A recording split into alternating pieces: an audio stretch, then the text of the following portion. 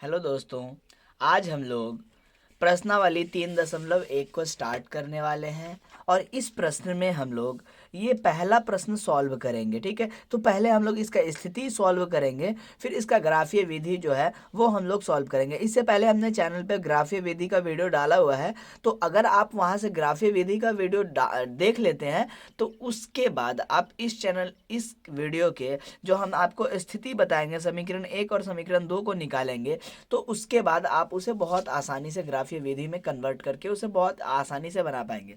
प्रश्न क्या है? आफ्ताब अपनी पुत्री से कहता है कि 7 वर्ष पूर्व मैं तुमसे 7 गुनी आयु का था, अब से 3 वर्ष बाद मैं तुमसे केवल 3 गुनी आयु का रह जाऊंगा।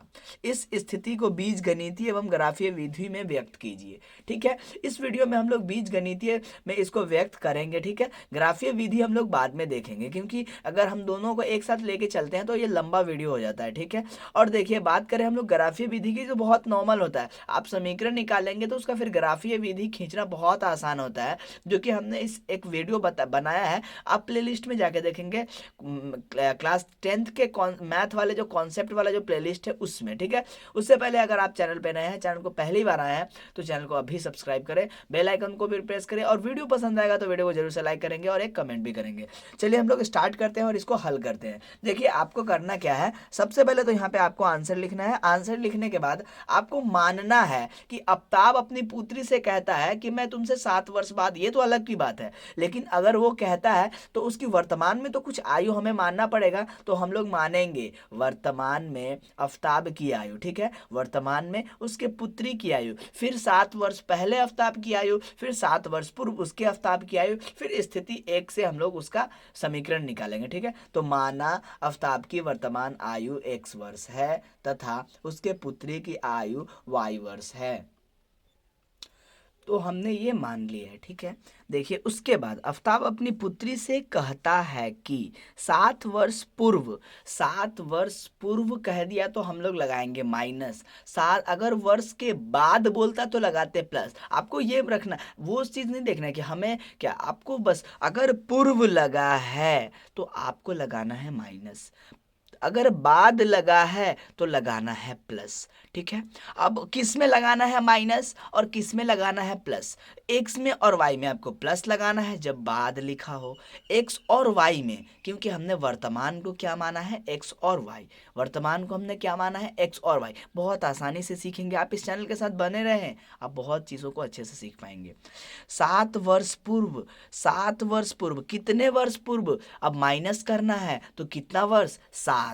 पूर्व लगा है तो माइनस करेंगे, किस में, एक्स और वाई में। बाद लगा रहे प्लस करेंगे, किस में, एक्स और वाई में। अच्छे से समझें, आप कॉपी कलम निकाल के बैठे सारी चीज़ों को नोट करते रहे, हमारे बात को सुने और उसको समझें कि हम क्या बोल रहे हैं। ठीक है, 7 वर्ष पूर्व, अब माइनस करना है 7, किस में, अब हम लोग लिखेंगे अफ्ताबा 7 वर्ष पहले, यानी 7 वर्ष पूर्व आफ्ताब की आयु तथा 7 वर्ष पूर्व उसके पुत्री की आयु। ये हेडिंग हमने लिखा 7 वर्ष पूर्व आफ्ताब की आयु। देखिए उसका वर्तमान आयु कितना है, आंसर है x। हमने क्या बोला, पूर्व लगा हो लगाएंगे माइनस। ठीक है, लगाएंगे माइनस, सॉरी हमने यहाँ पे माइनस इधर लगा दिया, माइनस। अब कितना वर्ष पूर्व की बात कर रहे हैं, तो हमने 7 वर्ष पहले की बात कर रहे हैं, तो x-7। अब इसे हम लोग अलग लेवल पे समझते हैं। मान लीजिए कि आफ्ताब की अभी जो आयु है ना वो 10 साल है, 10 ईयर्स है, राइट, 10 साल है। तो आप बताइए कि उसका 7 साल पहले यानी पूर्व आयु क्या रहा होगा? तो ऑब्वियसली आप यहां से क्या करेंगे, 7 माइनस करेंगे, आंसर मिलेगा 3। तो बताइए भैया, हमने यहाँ पे माना है इसका वर्ष वर्तमान में x, तो 7 वर्ष पहले उसका आयु तो x-7 ही वर्ष होगा ना, तो आंसर है राइट। हम आपको बहुत सारी चीज़ों को अच्छे से समझाएंगे, प्रैक्टिकल करके समझाएंगे, ताकि उस स्थिति को आप बहुत अच्छे से समझ पाओ। ठीक है, आगे हम लोग देखते हैं। अब बताइए y वर्ष पूर्व उसके बेटी का आयु क्या हो जाएगा, उसके पुत्री का आयु, तो y-7। ये आपने अच्छे से समझा है। अब हम लोग स्थिति 1 देखते हैं। अब स्थिति 1 से अब स्थिति एक हमारा क्या बोलता है, देखिए पहला इसमें जो कंडीशन बना है उसको हम लोग अप्लाई करेंगे। आफ्ताब अपनी पुत्री से कहता है कि 7 वर्ष पूर्व मैं तुमसे 7 गुनी आयु का था। 7 वर्ष पूर्व मैं तुमसे 7 गुनी आयु का था। देखिए आपको करना क्या है, 7 वर्ष पूर्व मैं तुमसे 7 गुनी आयु का था। देखिए पहले आपको इन दोनों को एक दूसरे के बराबर में लिखना है, बाकी चीजें हम आपको समझाएंगे। x-7 बराबर y-7, ठीक है। अब हम इसे पहले तो समझ लेते हैं कि उसके कहने का क्या मतलब है। देखिए 7 वर्ष पूर्व मैं तुमसे 7 गुनी आयु का था। अब अगर मान लीजिए, इसे हम लोग एक रफ में समझते हैं।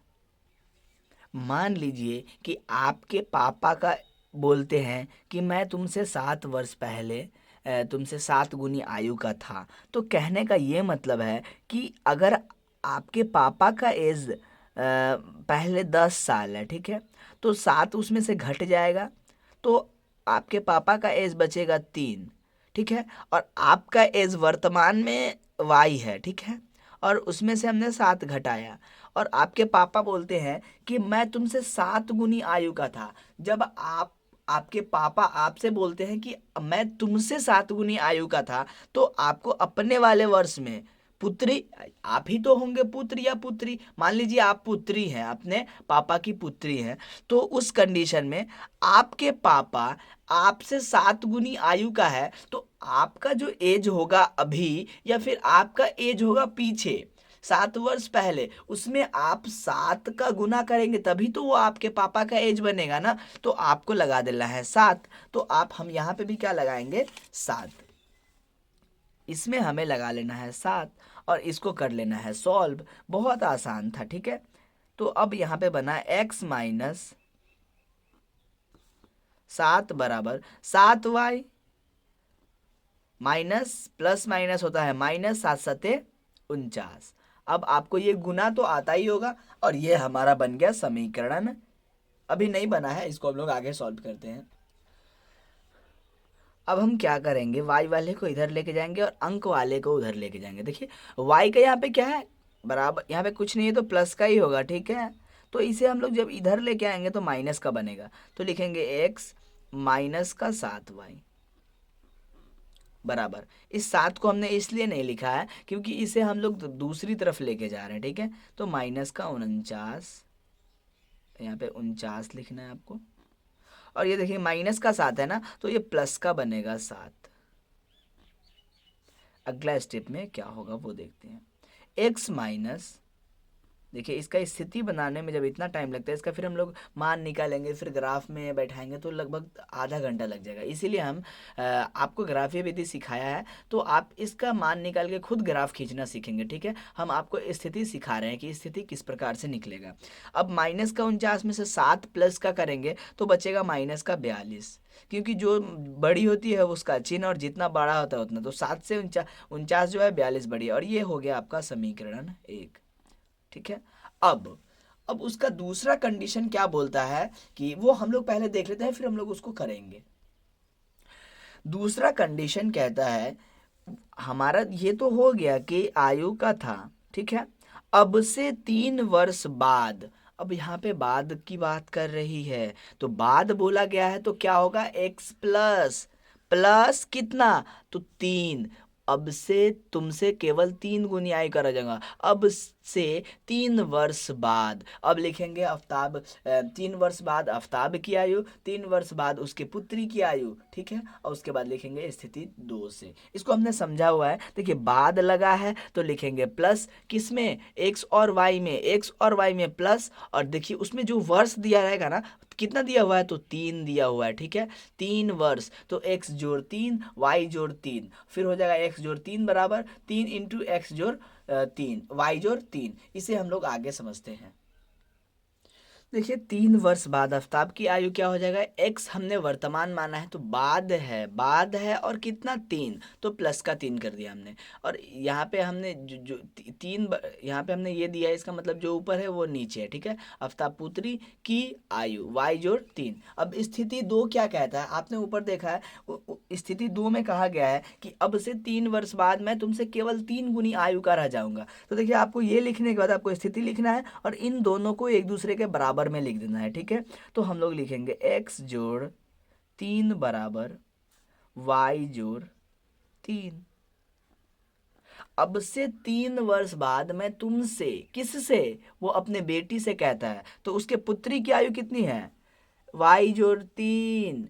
तो मैं तुमसे केवल 3 गुनी आयु का रह जाऊंगा। तो 3 गुनी किस में जोड़ना पड़ेगा, उसके पुत्री में। 3 से गुना किस में करना पड़ेगा, उसके पुत्री में, क्योंकि इसने कहा है कि अब से 3 वर्ष बाद मैं तुमसे यानी अपने पुत्री से केवल 3 गुनी आयु का रह जाएगा। तो आपको 3 का गुना उसमें कर देना है, या x जोड़ 3। अब इसे सॉल्व करना आसान है, 3 का गुना y में करेंगे तो 3y, प्लस है प्लस प्लस प्लस, प्लस का गुना प्लस के साथ होगा प्लस, ठीक है। 3 का गुना 3 के साथ होगा तो 9, राइट।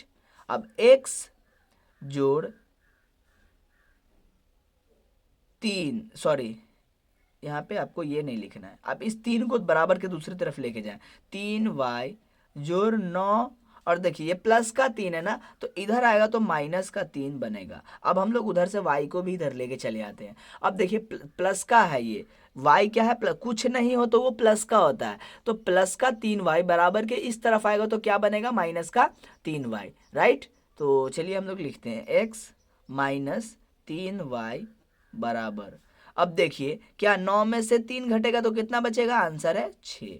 और ये हो गया आपका समीकरण 2। अब बात इसमें रह गया केवल और केवल क्या, बीजगणित तो हमने कर लिया, इसी को हम लोग बोलते हैं बीजगणितीय रूप। अब रह गया कि ग्राफीय रूप। तो अगले वीडियो में हम लोग इसका अगला, ये पार्ट 1 रहेगा, पार्ट 2 में हम लोग इसका ग्राफ खींचना आपको सिखाएंगे। अगर आप अपने से कर लेते हैं तो ज़्यादा बेहतर है, नहीं तो आपसे अगर नहीं होता है तो आप इसका पार्ट 2 जरूर देखें। वीडियो पसंद आया तो वीडियो को जरूर से लाइक करें, चैनल पे आप नए हैं तो चैनल को कर ले सब्सक्राइब और बेल आइकन को भी प्रेस कर ले, ताकि आने वाले सभी वीडियोस को आप अच्छे से देख पाएं। मिलते हैं अगले वीडियो में, तब तक के लिए धन्यवाद।